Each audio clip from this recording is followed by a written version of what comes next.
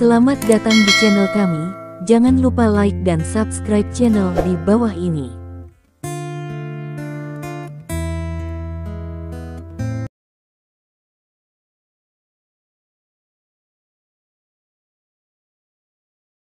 Bab 186.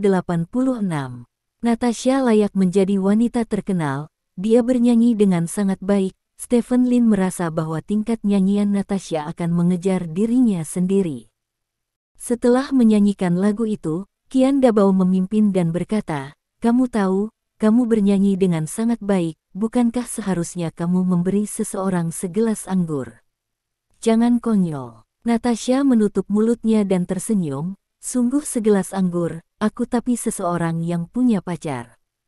Petik 2. Ini hanya minuman, apa itu? Ayo datang. Berikan segelas anggur, berikan segelas anggur. Teriak Qian Dabao, dan para wanita lain juga berteriak. Stephen Lin mengambil gelas, berjalan ke Natasha dan berkata, "Kamu bernyanyi dengan sangat baik, aku akan bersulang untukmu, jangan dengarkan orang-orang yang bermain-main." Petik 2. Yah, kamu sangat baik. Natasha memilih mengangkat gelas dan berkata Stephen Lin menyentuhnya, lalu meminum anggur di gelas. Stephen Lin juga meminum anggur di gelas. Membosankan. Qian Dabao mengangkat bahu dan berkata, "Kalian berdua bermain seperti ini, jadi bagaimana kita bisa terus bermain nanti? Hanya segelas anggur saja bisa membuatmu mabuk berat." Stephen Lin memarahi sambil tertawa. "Poin kerenku sangat rendah, sangat menyenangkan melihat orang minum dan menyerahkan cangkir," kata Qian Dabao.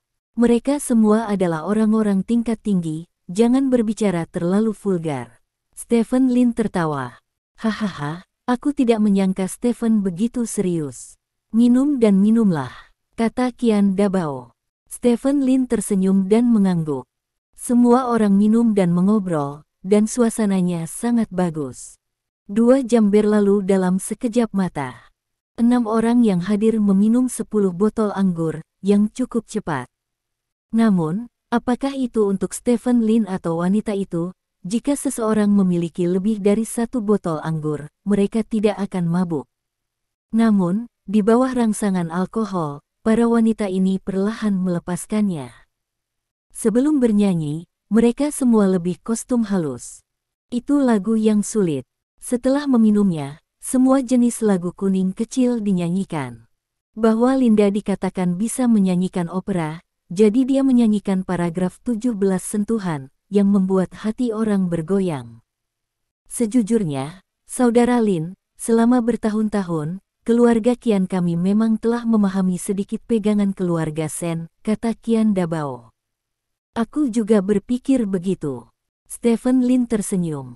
"Seberapa banyak yang kamu ketahui tentang keluarga Sen? Apakah kamu tahu komposisi keluarga Sen?" tanya Qian Dabao. Keluarga Sen terutama memiliki 3 industri pilar, 1 adalah investasi keuangan, 1 adalah perdagangan pelabuhan, dan yang lainnya adalah real estate, kata Stephen Lin. "Ya, real estate adalah yang kedua, yang berbeda dari keluarga Lin Anda. Hal terpenting bagi keluarga Sen adalah investasi keuangan. Perusahaan sekuritas terbesar di China, Huamin Securities, keluarga Sen memegang 32% saham.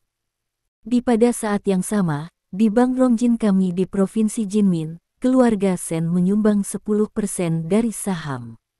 Selain itu, Baisun Group, perusahaan perdagangan impor dan ekspor terbesar di kota Rongjin, keluarga Sen memiliki 32% saham. Ini adalah saat ini 3 pilar terpenting. Jika Anda ingin menjatuhkan keluarga Sen, Anda hanya dapat membuat keributan dari ketiganya," kata Qian Dabao. "Jadi, apakah pegangan yang kamu miliki di 3 pilar ini?" Stephen Lin bertanya. Qian Dabao tersenyum dan berkata, "Ini adalah rahasia utama keluarga Qian kami, saya tidak bisa memberitahu Anda, setidaknya untuk saat ini, kecuali saya pikir Anda benar-benar dapat diandalkan, saya akan memberitahu Anda segalanya." "Anda masih tidak bisa percayalah padaku." Stephen Lin tertawa. "Bukannya kita tidak bisa mempercayainya, hanya saja kita sudah saling kenal untuk waktu yang terlalu singkat." Saya pikir perlu bagi kita untuk meningkatkan hubungan kita satu sama lain, kata Qian Dabao. Bagaimana cara meningkatkan? Stephen Lin bertanya. Apakah kamu tahu apa itu 3 besi utama kehidupan? Qian Dabao bertanya. Bawa pistol, teman sekelas, pelacur C, kata Stephen Lin sederhana. Itu benar. Qian Dabao tersenyum dan mengangguk, dan berkata, hal pertama dan kedua tidak mungkin bagi kita dalam waktu singkat, jadi, Anda mengerti. Petik 2. Stephen Lin sedikit mengernyit, dan kemudian melihat Qian Dabao. Dia memeluk Linda, yang sedang mengobrol dengan seseorang di sebelahnya, dan menciumnya secara langsung. Apa yang kamu lakukan, benci? Linda pertama kali mendorong Qian Dabao, tetapi Qian Dabao memeluknya dengan sangat kuat, jadi dia dengan cepat melepaskan dan memeluk leher Qian Dabao. Stephen Lin sedikit terkejut, dan kemudian melihat Qian Dabao mendorong Linda menjauh, bangkit dan berjalan di depan Natasha. Natasha minum terlalu banyak dan mengirim SMS ke pacarnya di telepon. Sayang, mereka akan mandi. Natasha selesai berbicara di mikrofon, meletakkan telepon di samping, berdiri, melingkarkan tangannya di leher Qian Dabao, dan mencium Qian Dabao. Adegan ini bahkan lebih mengejutkan Stephen Lin. Pada saat ini, Linda, yang baru saja dicium oleh Qian Dabao, pindah ke sisi Stephen Lin, meraih tangan Stephen Lin, dan meletakkannya di pahanya yang terbuka. Aku menyukaimu lebih dari Dabao. Cium aku. Linda memandang Stephen Lin dengan wajah bunga persik dan berkata, nasibku, sepertinya semua orang sangat menyukaimu. Tidak ada yang pergi setelah minum terlalu banyak. Semua gadis di sini, kamu dapat melakukan apapun yang kamu inginkan malam ini. Di sini, kami berdua sampai 4. Qian Dabao berkata dengan sebuah senyuman. Stephen Lin mengerutkan kening, mengangkat tangannya dan berkata, ini adalah bagaimana Anda menguji persahabatan Anda. Ya, di sini, bertarung berdampingan dengan saya, besok pagi, Anda dan saya akan menjadi sekutu yang paling tabah, jika tidak. Hubungan akan berhenti di sini. Petik 2. Linda berdiri di depan Stephen Lin, melepas pakaiannya. Beberapa wanita lain juga berjalan menuju Stephen Lin, dengan udara liar di wajah mereka, seolah-olah mereka ingin memakan Stephen Lin. Kota Rongjin, happy di KTV. Yao An, Yao Jing, dan Chu Ying bernyanyi di KTV.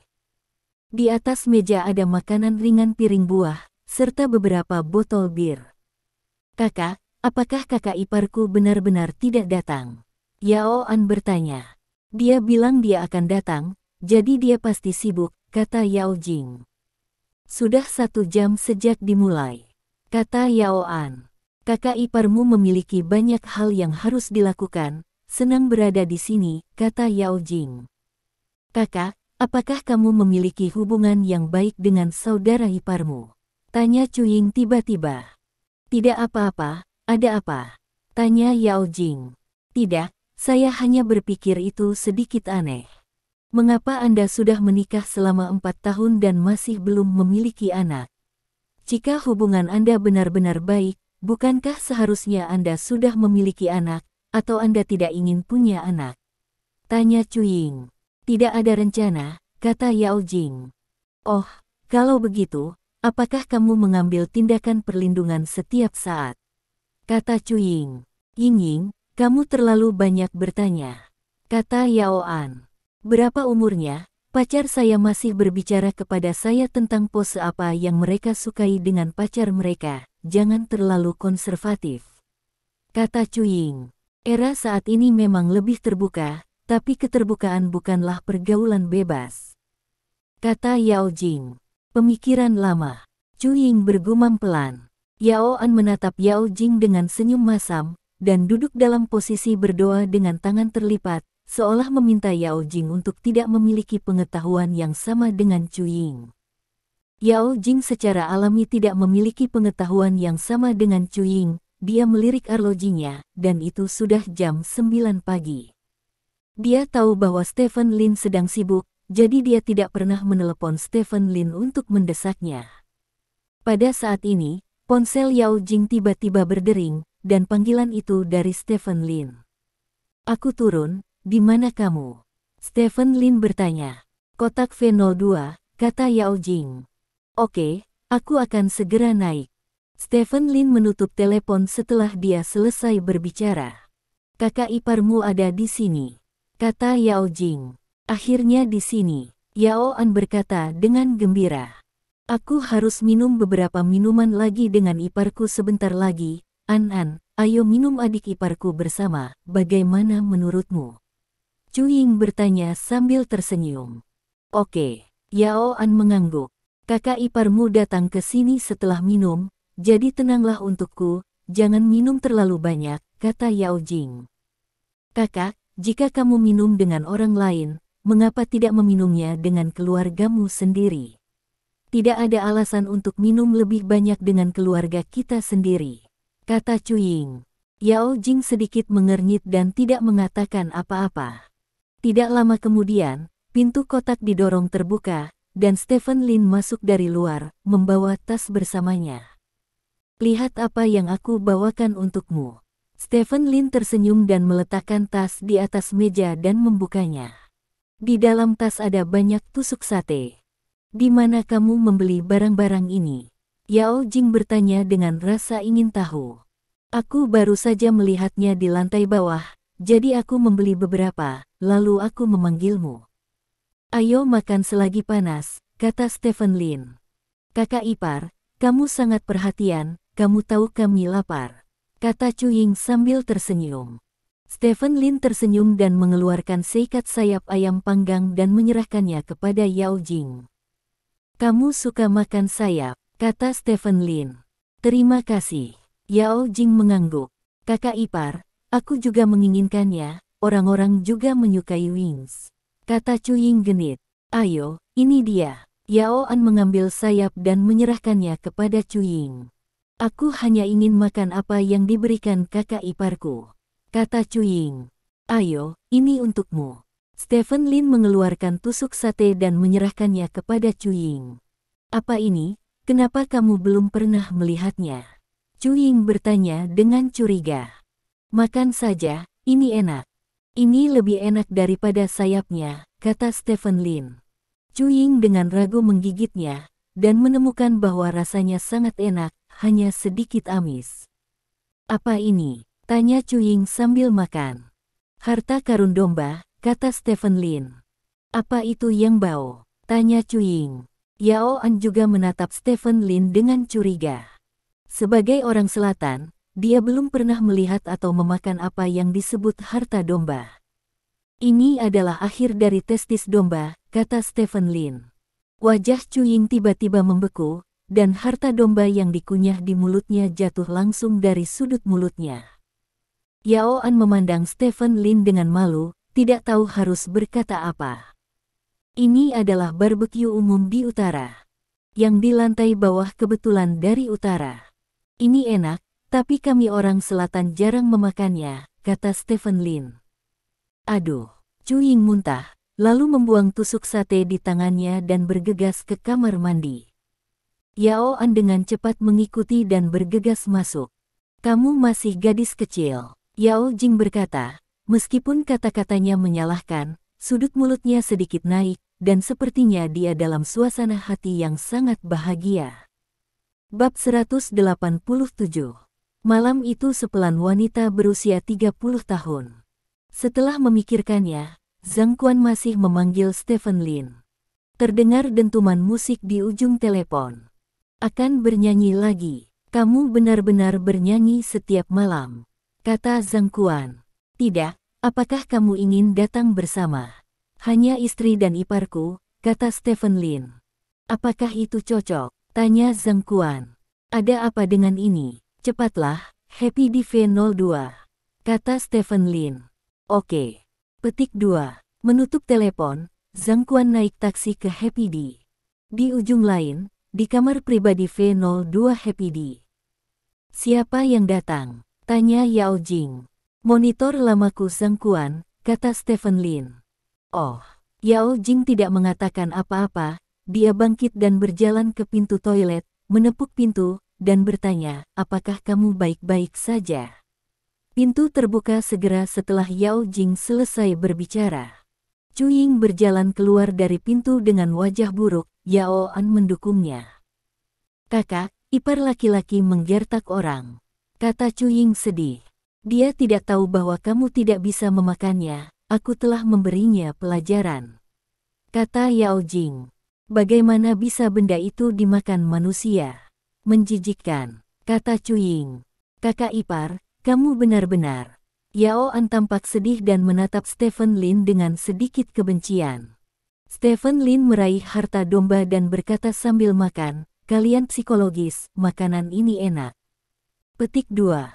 Jika kamu tidak bisa memakannya, jangan makan, makan yang lain, kata Yao Jing. Yang mengatakan, tapi saat ini, Chu Ying tidak bisa makan atau minum apapun, dia hanya merasa pengap di perutnya. Awalnya, Chu Ying berencana untuk mengambil kesempatan ini untuk minum anggur dan bertindak genit dengan Stephen Lin untuk meningkatkan hubungan mereka, tetapi sekarang dia tidak memiliki pikiran sama sekali, dan menarik Yao An ke samping untuk memainkan kemuliaan raja.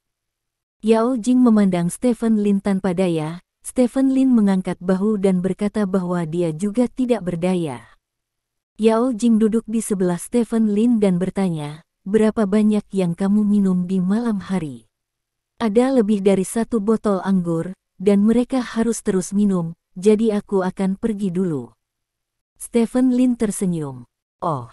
Yao Jing mengangguk, lalu sedikit mengernyit dan mengangkat bahu. Ada apa? Stephen Lin bertanya. Tidak.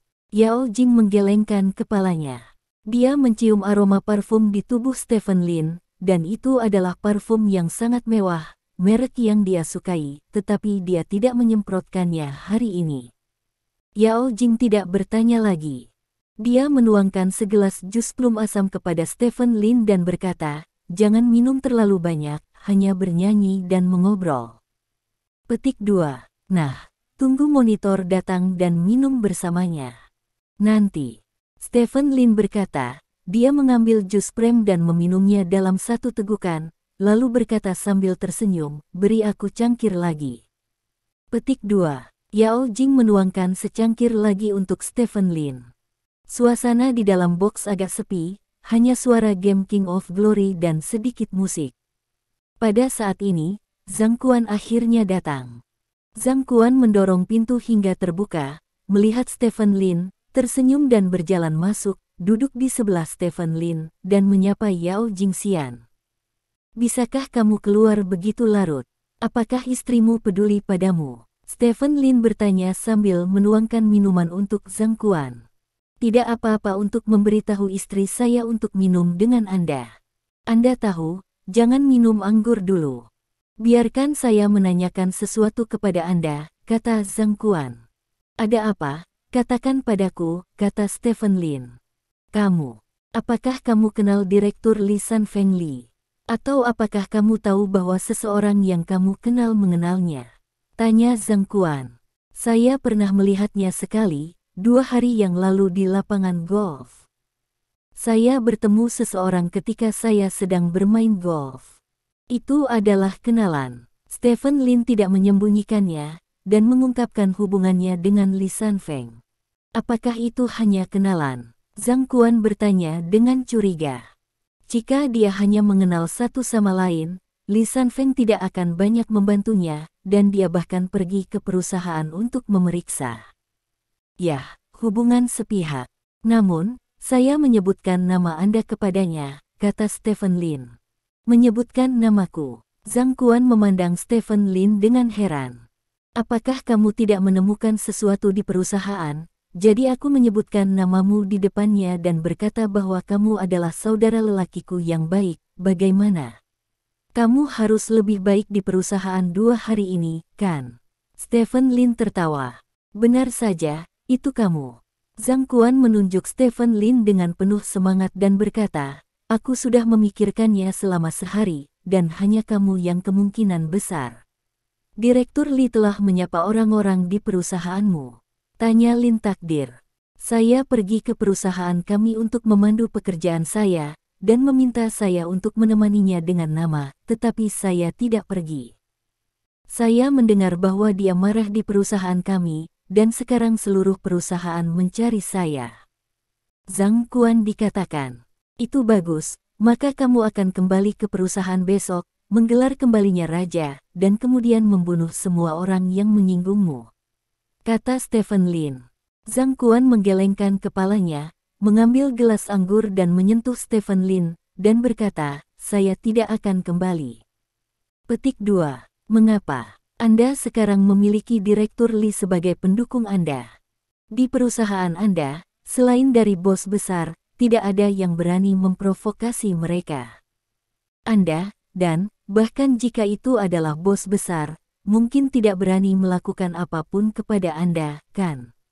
Sudah waktunya bagi Anda untuk kembali sekarang. Kata Stephen Lin. Mengetahui nasibku, di matamu, apakah aku tipe orang yang akan dihukum? Zhang Quan berkata sambil tersenyum.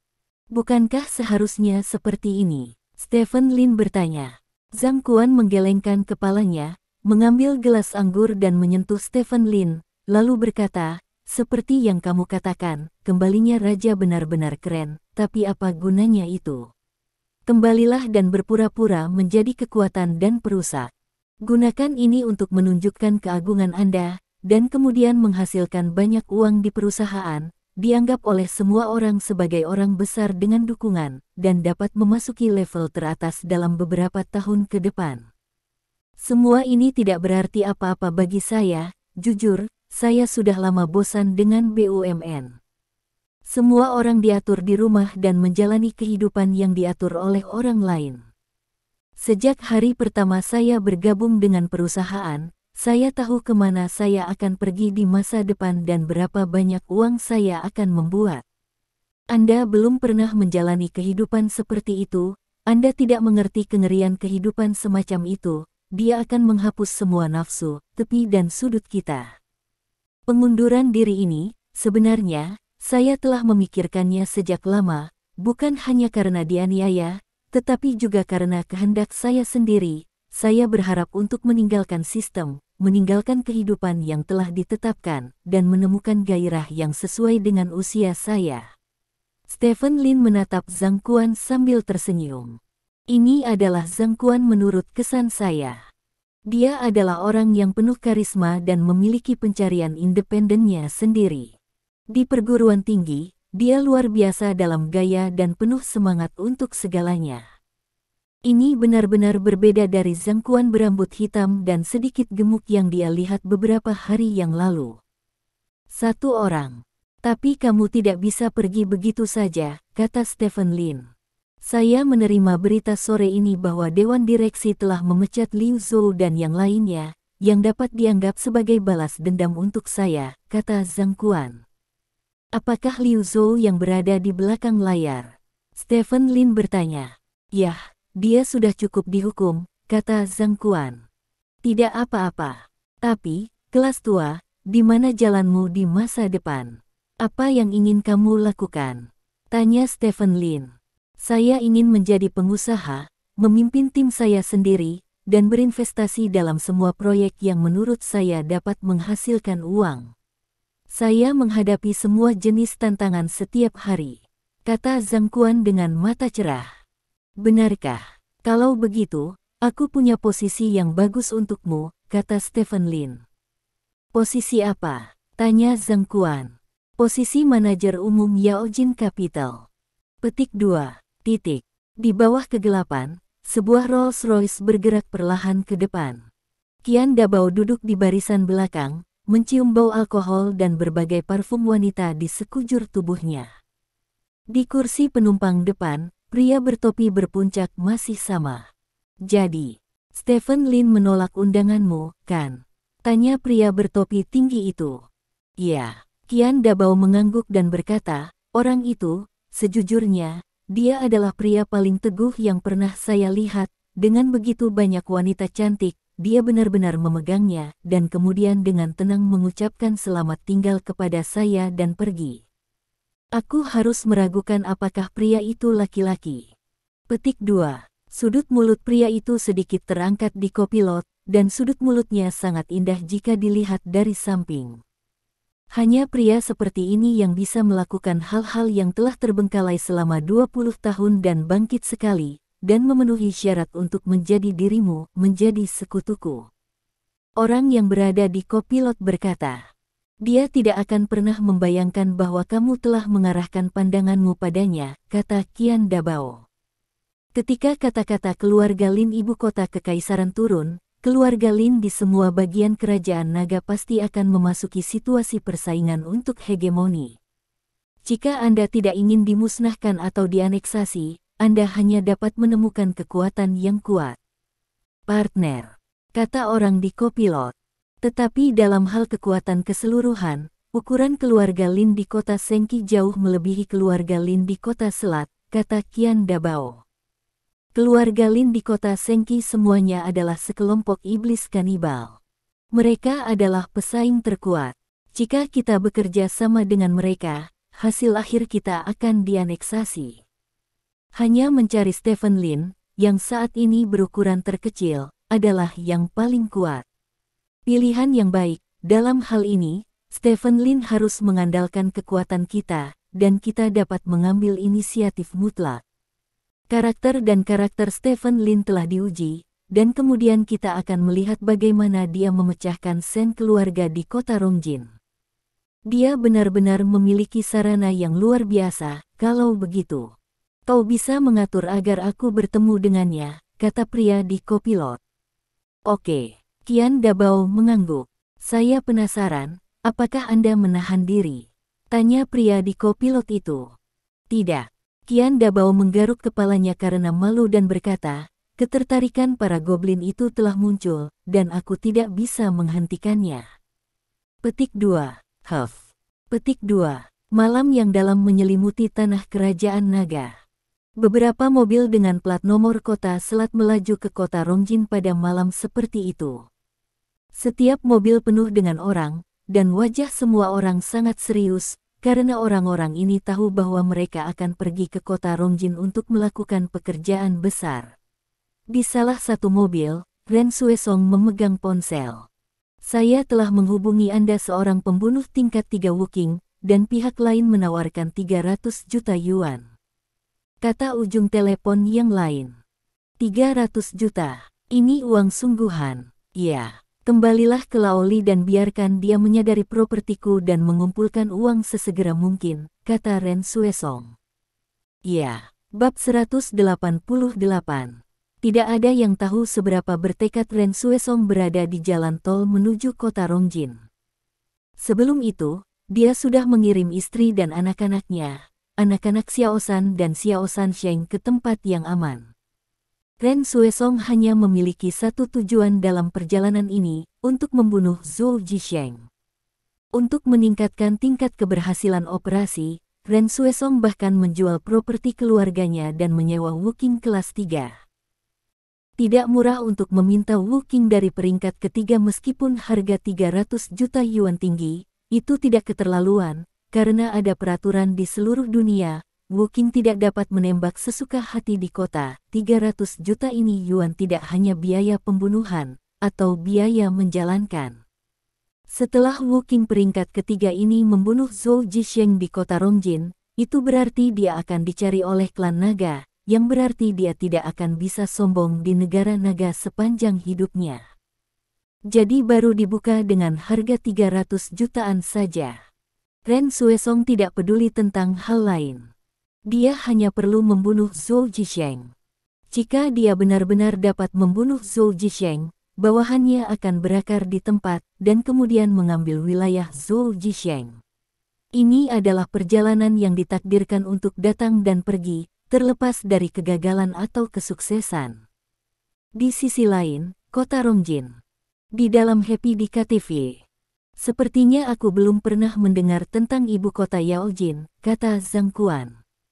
Ini adalah perusahaan di bawah komando saya dengan modal sekitar 2 miliar, kata Stephen Lin. 20 miliar, itu tidak terlalu kecil, kata Zhang Quan. Yah, manajer umumnya adalah Wang Hai sebelumnya, tetapi saya jatuh ke dalam grup Lin. Sekarang posisi manajer umum kosong, dan Anda hanya ingin berbisnis lagi, jadi posisi ini yang paling cocok untuk Anda, kata Stephen Lin. Zhang Quan mengerutkan kening, dan setelah berpikir lama, dia berkata, saya hanya punya satu pertanyaan. Petik 2. Pertanyaan apa? Apakah hanya ada tempat untuk saya, atau apakah Anda membutuhkan saya untuk membantu Anda? Zhang Quan bertanya. Setelah memikirkannya untuk waktu yang lama, Stephen Lin berkata dengan serius, saya membutuhkan Anda untuk membantu saya. Saya tahu kemampuan Anda lebih baik daripada orang lain. Ketika Anda masih kuliah, Anda mendirikan perusahaan yang beroperasi sendiri, dan Anda melakukan yang baik. Pekerjaan, dan akhirnya menjual beberapa. 1 juta. Petik 2. Oke. Zhang Quan mengangguk, mengambil gelas dan berkata, saya bukan orang munafik, Anda membutuhkan saya untuk membantu Anda, dan saya hanya membutuhkan pekerjaan ini, lalu aku akan melakukannya. Mulai hari ini, kamu adalah bosku. Petik 2. Kamu adalah kelas lamaku, kata Stephen Lin sambil mengambil gelas. Bos, Laoban, dua kata dengan pengucapan yang hampir sama, juga menjadi penjelasan terbaik untuk hubungan antara Stephen Lin dan Zhang Quan. Setelah lebih dari setengah jam minum, panggilan telepon datang dari rumah Zhang Quan, dan Zhang Quan mengucapkan selamat tinggal dan pergi. Melihat Zhang Quan telah pergi, Stephen Lin menyapa Yao Jing dan meninggalkan KTV bersama-sama. Adapun Yao An dan Cuying, keduanya tidak pergi dan masih berjuang untuk kemuliaan raja di ruang pribadi. Aku pikir kamu akan menyembunyikan fakta bahwa kamu membantu pemimpin pasukan. Lagi pula, berbicara terus terang seperti meminta pujian dan pamer, kata Yao Jing. Dia tidak bodoh. Tidak perlu menyembunyikan beberapa hal. Jika Anda telah melakukan perbuatan baik dan membantu orang lain, maka Anda dapat mengatakannya dengan berani. Mengapa Anda tidak mengatakannya? Jangan katakan, lalu tunggu orang lain untuk menemukannya sendiri, dan kemudian terima kasih untuk itu. Itu terlalu berpura-pura, dan bagaimana jika orang tidak menemukan kebenaran? Bukankah orang itu akan menjadi penolong yang sia-sia? Kata Stephen Lin. Yao Jing sedikit mengernyit, merasa bahwa apa yang dikatakan Stephen Lin masuk akal. Hanya dengan berpura-pura melakukan kejahatan, apakah kamu suka melakukan hal-hal baik tanpa mengatakan apa-apa, dan kemudian dengan gila memberi isyarat kepada orang lain bahwa kita adalah orang sungguhan dan jangan lakukan itu, kata Stephen Lin dengan bangga. Kalau begitu kamu mengendarai mobil sport senilai lebih dari 20 juta yuan di jalan, bukankah kamu berpura-pura? Kata Yao Jing. Bisakah kamu masih mengobrol? Apakah aku berpura-pura adil dan cerdas, sama dengan mereka yang bersembunyi? Orang-orang itu jelas sangat ingin berpura-pura, tetapi kemudian mereka tidak berani berpura-pura adil dan jujur, kemunafikan sudah mati. Sekarang, saya membenci orang seperti itu, dan saya tidak bisa menjadi orang seperti itu. Saya telah menanggungnya selama lebih dari 20 tahun. Setelah akhirnya menjadi kaya dan berkuasa, saya harus pamer dengan cara yang menonjol. Tidak cocok bagiku untuk berpura-pura menjadi babi dan memakan harimau. Aku lelah, kata Stephen Lin. Yao Jing tersenyum, dan merasa bahwa Stephen Lin sebenarnya tidak bertindak sebagai babi untuk memakan harimau, tetapi memikirkannya dengan hati-hati, sepertinya dia melakukannya secara tidak sengaja, jadi dia merasa lega. Sepanjang perjalanan kembali ke hotel dan masuk ke kamar, Stephen Lin duduk di sofa dan menonton TV seperti biasa. Setelah Yao Jing mandi, Stephen Lin pergi mandi, dan kemudian berencana untuk berbaring di sofa dan tidur. Sebenarnya, membuka gugatan kepresidenan bukanlah apa-apa bagi Stephen Lin, tetapi Stephen Lin merasa itu tidak perlu. Dia tidur di 2 kamar, dan Yao Jing tidur di kamar. Dia tidur di ruang tamu. Tidur di mana-mana. Kamu tahu, masuklah. Yao Jing berteriak di dalam ruangan. Oke. Stephen Lin setuju saat dia berjalan ke kamar. Di dalam kamar, Yao Jing berbaring di sisi kiri tempat tidur, ditutupi dengan selimut, dan AC dinyalakan di kamar. Yang membuat Stephen Lin sedikit aneh adalah ada selimut di sebelah Yao Jing. Ada apa? Stephen Lin bertanya. Ingat apa yang aku katakan padamu, apakah aku ingin memberimu hadiah? Tanya Yao Jing. Ingat. Petik 2. Hei, ini hadiahmu. Yao Jing menepuk kursi di sebelahnya. Stephen Lin tertegun sejenak, lalu menatap Yao Jing dan berkata, benarkah? Apakah kamu sudah memutuskan? Baiklah, ambil keputusan. Yao Jing mengangguk dan berkata, kami telah menikah selama 4 tahun. Dan sekarang kamu telah berubah. Lebih baik, hubungan kita tidak sama seperti sebelumnya, dan saya pikir kita perlu melangkah lebih jauh. Petik 2. Jika kamu ingin mengatakan itu, maka aku tidak masalah. Stephen Lin tersenyum dan menggaruk kepalanya, terlihat seperti dia semakin murah. Ya. Yao Jing mengangguk. Stephen Lin menggosok kedua tangannya, merasa sedikit gugup dan bersemangat. Bagaimanapun, dia masih saudara laki-laki pertama, dan istrinya cantik dan dalam kondisi yang baik. Stephen Lin tidak memakai banyak, tetapi kecepatannya sangat cepat sehingga dia menanggalkan semua pakaiannya. Apa yang kamu lakukan? Yao Jing terkejut ketika dia melihat Stephen Lin berjalan ke arahnya telanjang. Ini adalah pertama kalinya Yao Jing melihat tubuh Stephen Lin, benar-benar utuh dan tanpa halangan apapun. Mungkinkah kamu masih mengenakan pakaian untuk melakukan itu? Stephen Lin memiringkan kepalanya dengan bingung, tanpa rasa malu. Apa yang kamu lakukan? Kemana kamu ingin pergi? Aku membiarkanmu tidur di ranjang yang sama denganku, kamu, cepat pakai celanamu. Kata Yao Jing bersemangat. Ah, hanya tidur di satu tempat tidur. Stephen Lin bertanya dengan heran. Kalau tidak, cepatlah. Yao Jing menutup matanya, napasnya menjadi sangat cepat. Stephen Lin menggaruk kepalanya karena malu, hanya pada saat ini dia menyadari bahwa dia telah melakukan kesalahan. Jadi dia dengan cepat mengenakan celananya, dan kemudian mengenakan pakaiannya. Aku benar-benar minta maaf, kupikir aku akan melakukan sesuatu padamu malam ini, karena aku berpikir kotor, aku akan keluar sekarang. Stephen Lin meminta maaf dan berjalan keluar. Jangan keluar, kata Yao Jing. Apakah kamu berubah pikiran? Stephen Lin bertanya dengan gembira. Apa yang mengubah pikiranmu? Aku menyuruhmu untuk datang ke tempat tidur, kamu harus datang ke tempat tidur, kata Yao Jing. Saya pikir Anda akan malu, kata Stephen Lin.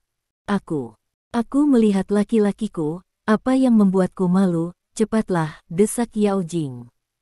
Stephen Lin tersenyum, pergi tidur dengan pakaian, dan kemudian berbaring di samping Yao Jing. Sudah 4 tahun, ini pertama kalinya aku tidur di sebelah istriku.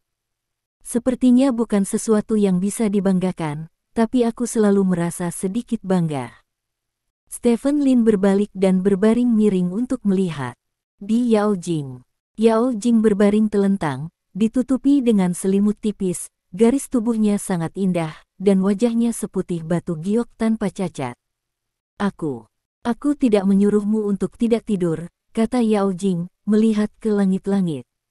Ketika saya pertama kali menikah, saya takut tidur di tempat tidur akan membuat Anda terlalu bersemangat. Jika Anda menggosok saya di tengah malam, maka saya akan benar-benar memiliki jamur darah, jadi saya menawarkan untuk tidur di kamar terpisah, dan saya akan tidur dengan kebiasaan tidur. Ya, kata Stephen Lin. Maksudmu, kamu tidak terbiasa dengan ini di malam hari? Yao Jing bertanya. Tidak. Stephen Lin dengan cepat menggelengkan kepalanya, lalu berkata dengan senyum sedih, bisakah kita menutupi selimut? Apa yang kamu inginkan? Yao Jing memalingkan wajahnya dan menatap Stephen Lin. Aku akan menganalisis satu hal denganmu. Stephen Lin memandang Yao Jing dan berkata, apakah kita suami istri? Kita sudah menikah selama 4 tahun. Apakah kamu menyukaiku? Yao Jing bertanya dengan heran. Kamu sangat cantik, dan terkadang kamu peduli padaku, kamu mencintai keluargamu, dan kamu profesional. Aku tidak dapat menemukan alasan untuk tidak menyukaimu. kata Stephen Lin. Lalu kenapa kamu tidak memberitahuku? Yao Jing bertanya. Pria tertua tidak memiliki apa-apa untuk dikatakan tentang kesukaannya. Itu sebabnya saya memiliki kesempatan malam ini untuk memberi tahu Anda, kata Stephen Lin. Saya menemukan bahwa kejantanan Anda terlalu serius. Yao Jing berkata dengan serius. Ini mungkin rebound pamungkas setelah ditekan secara ekstrim. Saya dulu orang yang lembut, kata Stephen Lin. Oh, kalau begitu kamu terus menganalisis, kata Yao Jing. Karena kami adalah suami dan istri dan saling menyukai, saya pikir kami dapat membuat terobosan dalam masalah seks, dan saya juga berpikir perlu menambahkan bayi ke keluarga Lin saya, kata Stephen Lin. Tidak. Yao Jing menggelengkan kepalanya dengan tegas. Kenapa? Stephen Lin bertanya. Hanya karena kamu menyukaiku, bisakah perilaku seperti itu terjadi? Yao Jing bertanya. Apakah kamu tidak menyukaiku? Stephen Lin bertanya. Sedikit. Yao Jing membuang muka karena malu. Seperti satu sama lain, atau suami dan istri, masuk akal secara etis, ayo, lakukan. Stephen Lin dengan bersemangat mengulurkan tangan dan mengangkat selimut Yao Jing. Tidak, jangan membuat masalah, aku belum siap, Stephen Lin, singkirkan tanganmu dariku. Yao Jing berteriak bersemangat, menamparkan tangan Stephen Lin sambil memanggil. Jadi, kamu masih berpikir aku tidak memenuhi syarat? Stephen Lin menarik tangannya dan menatap Yao Jing dengan tenang. Aku hanya belum siap, kata Yao Jing. Jangan jelaskan. Stephen Lin melambaikan tangannya, bangkit dan mengenakan pakaiannya, dan berkata, Yao Jing, biarkan aku tidur di tempat tidur, itu bukan hadiah, aku suamimu, aku bisa memilih untuk melakukannya. Tidur di sampingmu kapan saja. Hanya tergantung pada apakah saya mau atau tidak. Anda benar-benar belum siap, jadi ketika Anda siap, saya akan pergi ke tempat tidur Anda lagi. Saya tidak ingin tidur di ranjang yang sama dengan istri saya dan menutupi dua selimut, maka itu penghinaan terhadap kepribadian saya. Petik 2. Setelah berbicara, Stephen Lin berjalan keluar dari kamar Yao Jing, mengejutkan Yao Jing sejenak. Di luar pintu, sudut mulut Stephen Lin sedikit berkedut. Saya memiliki begitu banyak hal yang harus dilakukan di malam hari. Jika saya benar-benar tidur di sisi Anda, apalagi yang bisa saya lakukan? Saya tidak dapat menggunakan obat setiap hari untuk membuat Anda pingsan, Xiao Jingjing, maaf, godaannya tidak besar. Cukup, suamimu, aku benar-benar tidak ingin berhubungan seks denganmu. Tempat tidur gelombang, kata Stephen Lin diam-diam di dalam hatinya. Bab 189. Pada saat ini, Yao Jing tidak tahu bahwa Stephen Lin hanya melakukan sesuatu untuk kenyamanan di malam hari, jadi dia memilih dalih untuk tidak tidur dengannya dengan sengaja. Dia menyaksikan Stephen Lin pergi, dan keluhan di hatinya meledak tiba-tiba, dan air mata tidak bisa berhenti jatuh. Dia benar-benar berusaha sangat keras untuk meyakinkan dirinya untuk berbagi tempat tidur dengan Stephen Lin, dan dia juga berusaha untuk meningkatkan hubungan antara dia dan Stephen Lin. Dia tidak ingin menolak Stephen Lin, tetapi di matanya, segalanya untuk maju secara bertahap. Dia memang memiliki kesan yang baik tentang Stephen Lin sekarang, tetapi kesan yang baik ini tidak cukup baginya untuk memberikan segalanya kepada Stephen Lin.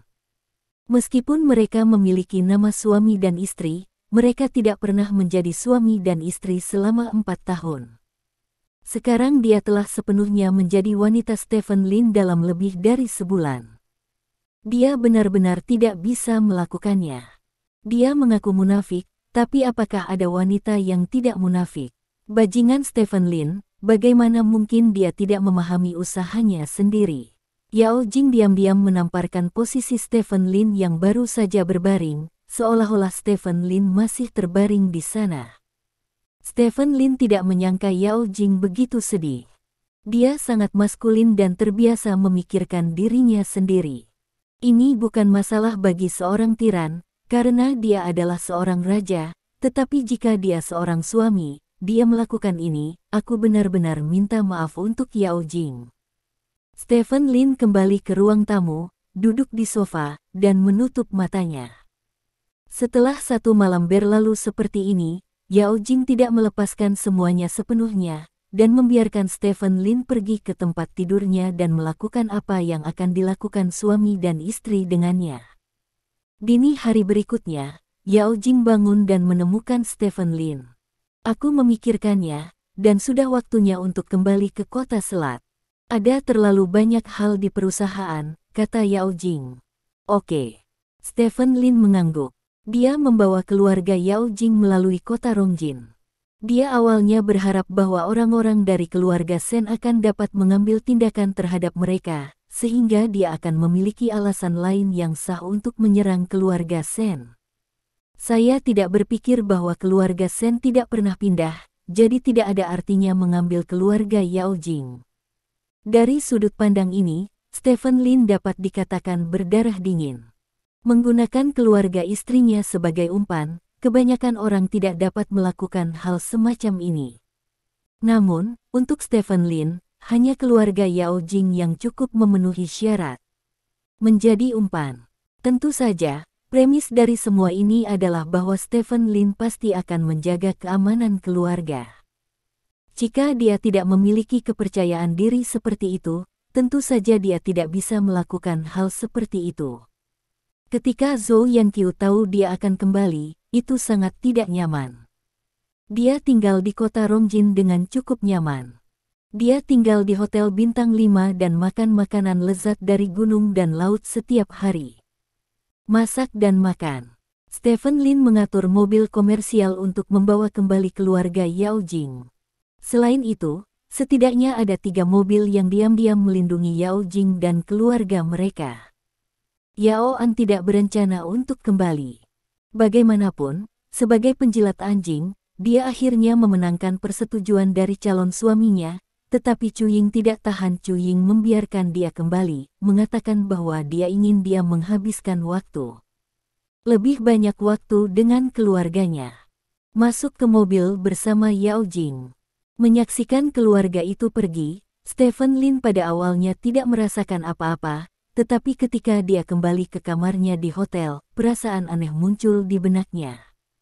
Tidak peduli apa yang terjadi sebelumnya, di ruangan ini, dia selalu bisa melihat sosok Yao Jing. Meskipun tidak ada hal penting yang terjadi antara dia dan Yao Jing, perasaan bahwa selalu ada seseorang di sisinya, tapi itu sangat menenangkan, dan saat ini, tidak ada seorang pun di ruang kosong. Stephen Lin tidak tahu harus berkata apa tentang perasaan ini. Saat itu, bel pintu berbunyi. Stephen Lin tiba-tiba berdiri dan berjalan ke pintu untuk membukanya. Hantu itu tahu bagaimana Stephen Lin berharap Yao Jing akan berdiri setelah pintu dibuka. Namun, yang mengecewakan Stephen Lin adalah bahwa Yao Jing tidak ada di balik pintu. Meskipun dia juga sangat cantik, dia sangat berbeda dari Yao Jing. "Kenapa kamu di sini?" Stephen Lin bertanya. "Kakak ipar, bisakah seseorang datang menemuimu?" "Bukan." Cuying, yang berdiri di luar pintu, berkata dengan genit. Cuying hari ini mengenakan rok mini dan t-shirt berpotongan rendah, dengan tas Chanel kecil di tangannya, dan topi kecil di kepalanya, memadukan seksi dan imut. Meningkatkan hormon. Stephen Lin sedikit mengernyit. Saat dia hendak menutup pintu, dia tidak menyangka kecepatan Cuying akan lambat. Dia memasuki kamarnya dalam sekejap, dan langsung menempel padanya. Stephen Lin berdiri di sana, tidak bergerak, dan membiarkan Cuying menempel padanya. Lingkar atas Cuying tidak terlalu besar, paling banyak tapi hanya menempel seperti ini. Dia masih bisa merasakan keberadaan benda itu. "Kakak ipar, sebenarnya, sejak pertama kali aku melihatmu, kupikir aku sangat menyukaimu," kata Cuying. "Lalu apa?" Stephen Lin bertanya. "Yang paling ditakuti orang adalah perbandingan. Dulu saya pikir An sangat baik, tetapi dibandingkan dengan Anda, saudara ipar, saya menemukan bahwa An bukan apa-apa. Dia tidak setampan Anda, dan dia tidak kaya tanpamu. Yang terburuk adalah dia tidak sebaik kamu. Manli, kejantananmu membuatku terpesona. Aku sangat menyukaimu, saudara ipar." kata Cuying dengan wajah memerah. Jadi apa? Apa yang akan kamu lakukan? Datang dan bermainlah denganku, kan? Stephen Lin bertanya main-main dengan sudut mulutnya sedikit terangkat. Selama yang kamu mau, saudara ipar, kamu bisa melakukan apa saja. Cuying menundukkan kepalanya dengan malu-malu. Stephen Lin tersenyum dan mengangkat tangan kirinya. Di tangan kirinya ada kotak persegi hitam. Dari mana kamu mendapatkan benda ini? Stephen Lin bertanya. Cuying melirik benda di tangan Stephen Lin, wajahnya berubah secara dramatis. Dia dengan cepat mengulurkan tangan untuk meraihnya, tetapi didorong oleh Stephen Lin, dan seluruh tubuhnya terbanting ke pintu. Untuk merayu saya, tetapi dengan perekam, dan ini adalah perekam profesional, yang dapat merekam suara semua percakapan dengan sempurna. Saya memikirkannya, apakah Anda berencana untuk menyerahkan benda ini kepada saudara perempuan Yao An? Stephen Lin bertanya. Kembalikan padaku. Cuying berteriak dengan penuh semangat dan bergegas, tidak menyadari bahwa Stephen Lin sama sekali tidak peduli dengan Xiang Xiu. Dia langsung menendangnya dan menendang perut bagian bawah Cuying. Perut bebas lemak Cuying secara alami tidak bisa menghentikan tendangan Stephen Lin. Cuying berteriak dan berjongkok, memegangi perutnya. Jika kamu bukan putri Chu Zongtian, kamu akan mati sekarang. Stephen Lin berkata, tangannya keras. Dengan satu klik, perekam itu ditangkap berkeping-keping oleh Stephen Lin. Aku tidak peduli apa yang kamu lakukan. Aku hanya akan memberitahumu satu hal, dan aku hanya akan mengatakannya sekali, jangan lakukan itu pada aku dan istriku.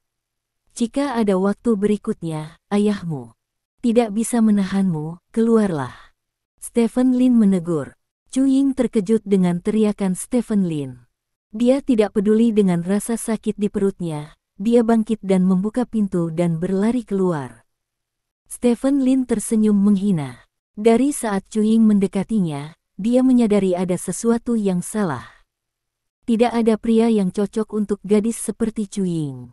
Apakah orang berikutnya tergoda? Selain itu, dia sangat ingin mendekati Bai Lai, yang jelas tidak sesuai dengan gaya Cuying yang biasa, jadi Stephen Lin telah waspada terhadap Cuying sejak dini. Segera, dia melihat masalah di tas Cuying, jadi sementara Cuying mengaku, dia membuka tas Cuying tanpa jejak dan menemukan perekam di dalamnya.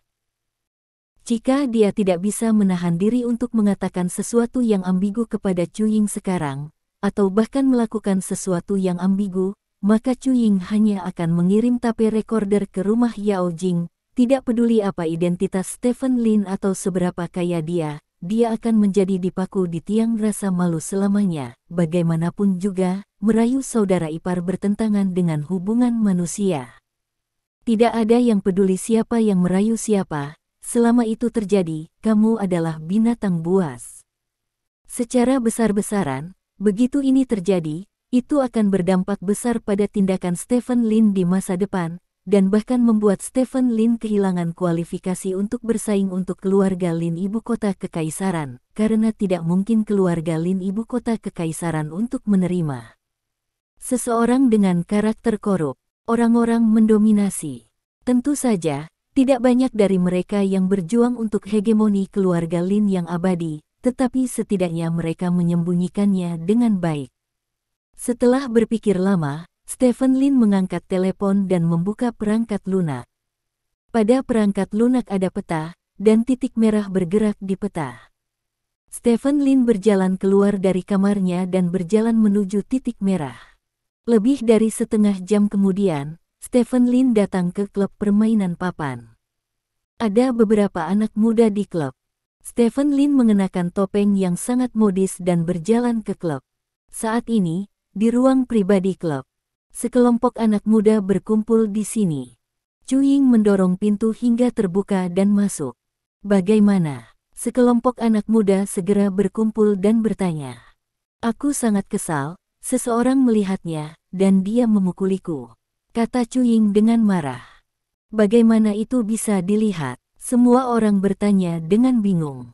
Dia mencurigai saya untuk waktu yang lama, dan dia tidak tahu bagaimana menemukan perekam yang saya sembunyikan di tas saya. Alan, itu semua salahmu. Saya dipukuli, dan perut saya masih sakit, kata pemuda itu dengan marah. Pemuda itu tampak seperti baru berusia 20 tahun, dengan rambut pirang dicat dan anting-anting di telinganya. Dia terlihat sangat modis dan bodoh.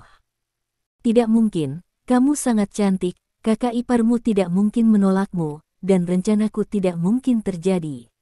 Ada yang tidak beres. Apakah karena kemampuan aktingmu sangat buruk sehingga orang-orang menyadarinya? Pemuda itu mengerutkan kening. Apakah kamu tidak tahu bagaimana aktingku? Aku sudah berakting di depan pacarku selama lebih dari setengah tahun sebagai gadis yang murni, dan dia tidak menyadarinya sama sekali. Dengan akting ini, siapa yang bisa membandingkannya? Padaku, kata Chuying. Kemampuan akting Chuying benar-benar baik, jadi Stephen Lin bisa merasakannya, itu mungkin kebetulan. Kata seseorang. Mungkin juga pria itu pria yang sangat baik dan sangat mencintai istrinya, jadi dia tidak tergoda jika tidak. Kata yang lain. Mustahil. Sejauh menyangkut pesona adikku, tidak peduli seberapa besar kamu mencintai istrimu, kamu tidak akan bisa menolak. Satu-satunya penjelasan adalah bahwa rencanamu, Ellen, sangat sampah sehingga mudah ditemukan oleh orang lain. Kata Chuying. Kalau begitu, biarkan kakak iparmu pergi dulu, lalu cari kesempatan. Aku masih ada yang harus dilakukan, jadi aku pergi dulu. Kata Alan, berbalik dan berjalan keluar dari kamar pribadi.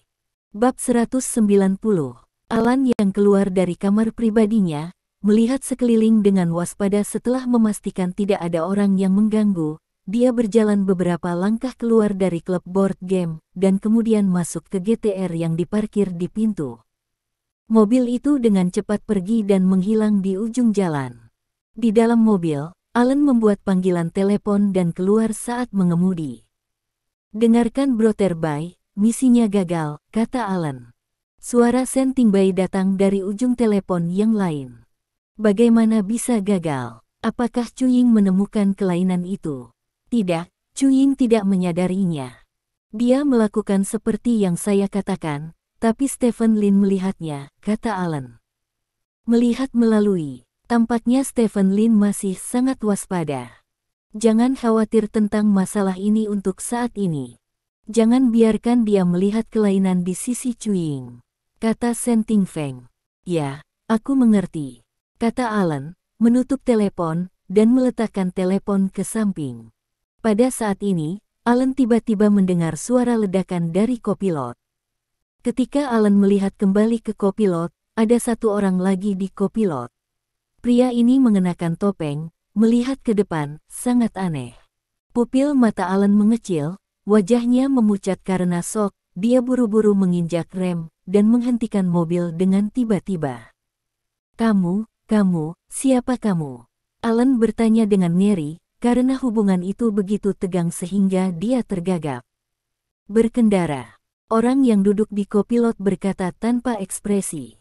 Kemudian, belati ditempatkan di leher Alan. Tubuh Alan tiba-tiba menegang, lalu menginjak pedal gas dan melajukan mobil ke depan. Kamu, siapa kamu? Tanya Alan. Pihak lain berbalik untuk melihat Alan, dan kemudian melepas topengnya. Di bawah topeng adalah wajah Stephen Lin. Ini kamu. Alan memandang Stephen Lin dengan ngeri. Kamulah yang mendorong Chuying untuk berhubungan denganku, dan kemudian menghancurkan keluargaku dengan merekam. Stephen Lin bertanya. Aku hanya ingin melampiaskan amarahku pada Chuying, kata Alan gugup.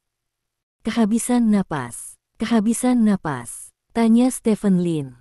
Chuying mengatakan bahwa saudara perempuan pacarnya sangat sombong, jadi dia ingin memberi pelajaran kepada saudara perempuan pacarnya, dan kemudian saya memikirkan trik ini, kakak, saya hanya ingin membuat saudara perempuan Chuying jijik, juga tidak ada ide lain, Alan dikatakan.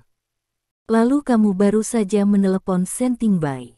Stephen Lin bertanya. Alan gemetar dan bertanya, bagaimana Anda tahu? Saya dengar, kata Stephen Lin. Mendengarnya, Alan benar-benar bingung. Dia tahu seberapa keras mesin GTR itu. Bahkan jika seseorang duduk di sebelahnya, dia tidak akan dapat mendengarnya di telepon, belum lagi Stephen Lin tidak ada di dalam mobil ketika dia baru saja menelepon. Bagaimana mungkin dia bisa mendengar percakapan antara dia dan Sen Tingbai? Saudaraku, saya benar-benar tidak memiliki niat jahat. Saya sebenarnya tidak memikirkan cara yang baik sebelumnya, dan kemudian Sen Tingbai memberi saya saran, kata Alan. Stephen Lin tersenyum dan berkata, jangan gugup, aku bukan orang jahat, masih bisakah aku membunuhmu? Alan menelan dan berkata, saudaraku, bisakah kamu meletakkan pisau dan memberitahuku? Petik 2. Stephen Lin tersenyum dan meletakkan pisaunya. Alan menghela nafas lega dan berkata, saudaraku, aku mendengar dari Cuying, kamu segera melihat rencananya, kamu benar-benar luar biasa. Apa yang dikatakan Sen Tingbai kepadamu? Stephen Lin bertanya. Ini. Aku bertemu Sen Tingbai, dan kemudian aku memberitahunya tentang hal seperti itu secara kebetulan, dan dia memberiku saran seperti itu, kata Alan. Benarkah? Stephen Lin bertanya. Iya. Alan mengangguk dengan serius. Apakah kamu yakin kamu bukan bawahannya? Stephen Lin bertanya. Tidak, hanya teman biasa. Alan menggelengkan kepalanya lagi dan lagi. Untuk memiliki teman seperti Sen Tingbai, orang biasa tidak memenuhi syarat untuk menjadi teman Sen Tingbai. Stephen Lin tersenyum. Alan menemani wajah tersenyum itu, sambil perlahan-lahan meningkatkan akselerator, meningkatkan kecepatan hingga sekitar 70 km. Kecepatan ini sudah sangat cepat. Tiba-tiba, Alan membanting pedal gas ke bawah. Sistem tergesa-gesa GTR yang kuat secara instan meningkatkan kecepatan hingga ratusan kali lipat. Dalam sekejap mata, mobil melewati jarak puluhan meter, dan kemudian bagian depan mobil menabrak balok beton di sisi jalan dengan keras. Seluruh bagian depan kanan mobil dengan cepat berubah bentuk dan terpelintir. Ledakan. Mobil berbelok dari kecepatan 100 km per jam menjadi macet dalam sekejap, dan seluruh bagian depan mobil terpelintir. Tentu saja, distorsi yang paling serius adalah posisi kopilot, dan hampir tidak ada ruang ekstra di seluruh posisi kopilot. Tabrak tembok dengan kecepatan 100 km per jam, dan tidak ada mobil yang terhindar dari kerusakan parah. Semua airbag telah dikerahkan, melindungi Alan dari bahaya. Karena bagian depan mobil di sebelah kanan membentur tiang beton, dampaknya pada kursi pengemudi di sebelah kiri jauh lebih sedikit, tetapi jendelanya terdistorsi. Batuk. Alan terbatuk keras, dampak besar masih mempengaruhi tubuhnya sampai batas tertentu, tetapi itu semua sepadan, karena Stephen Lin meninggal.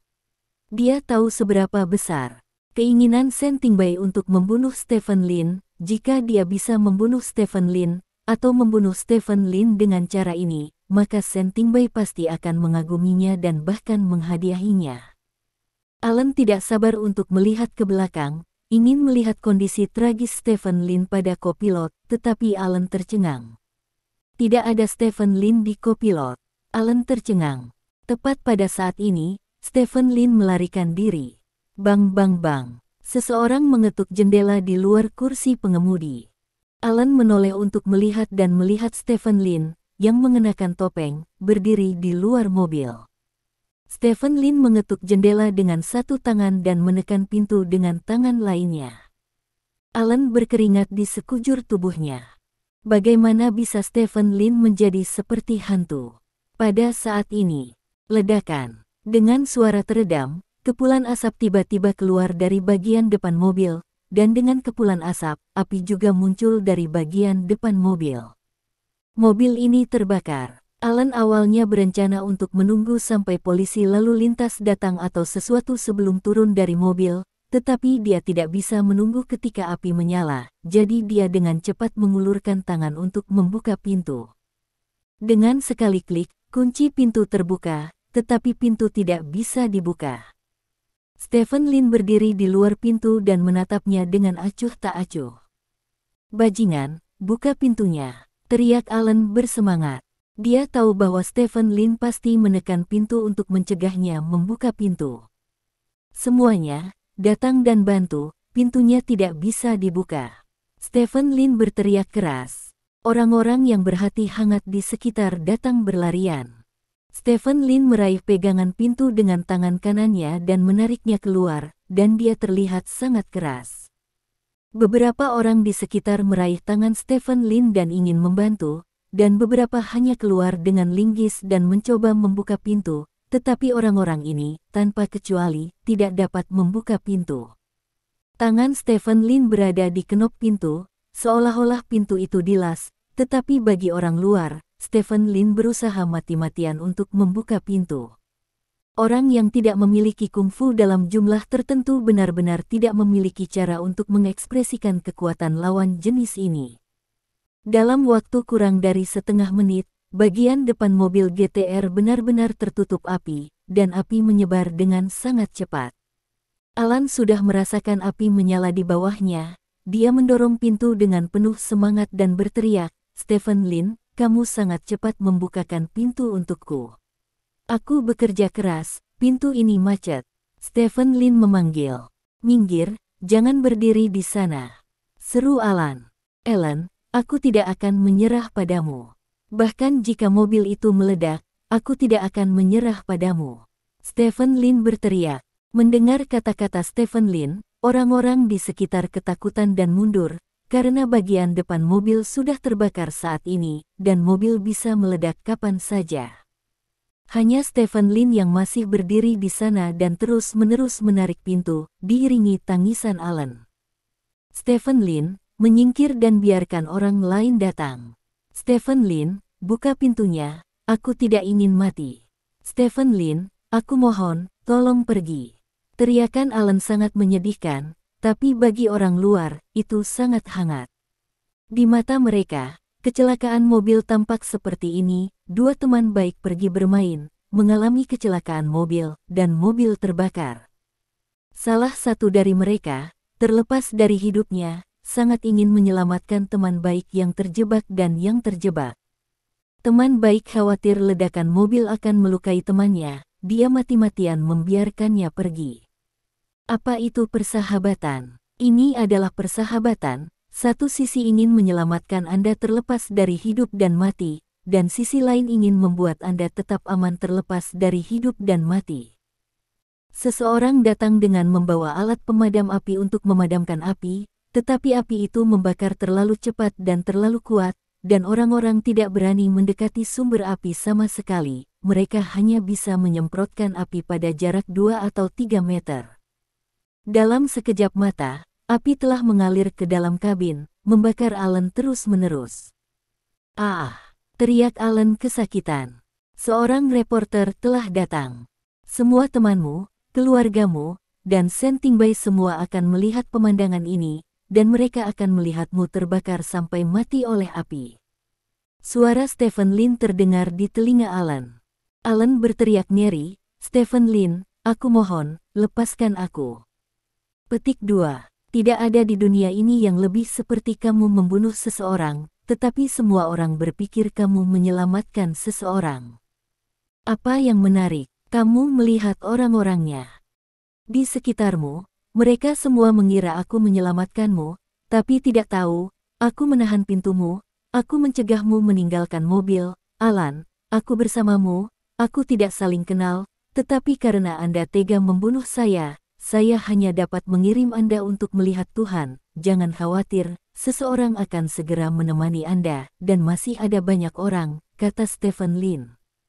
Dengan suara Stephen Lin, api akhirnya menelan seluruh kabin. Alan berteriak dengan liar, mengibaskan giginya dan menari, mencoba mendobrak jendela dan mengeluarkannya, tetapi jendela itu terpelintir dan sabuk pengamannya macet, dan dia tidak bisa keluar sama sekali. Pada akhirnya, dengan suara ledakan, seluruh GTR, seperti mobil Shen Hongyue, benar-benar ditelan api. Stephen Lin diledakkan beberapa meter jauhnya oleh gelombang kejut yang menipu, dan jatuh dengan keras ke tanah. Segera seseorang bergegas maju untuk membantu Stephen Lin berdiri. "Alan!" Stephen Lin berteriak dalam kesedihan dan kemarahan, dan semua orang di sekitar tergerak. Inilah persahabatan sejati. Terima kasih. Sampai jumpa di bab selanjutnya.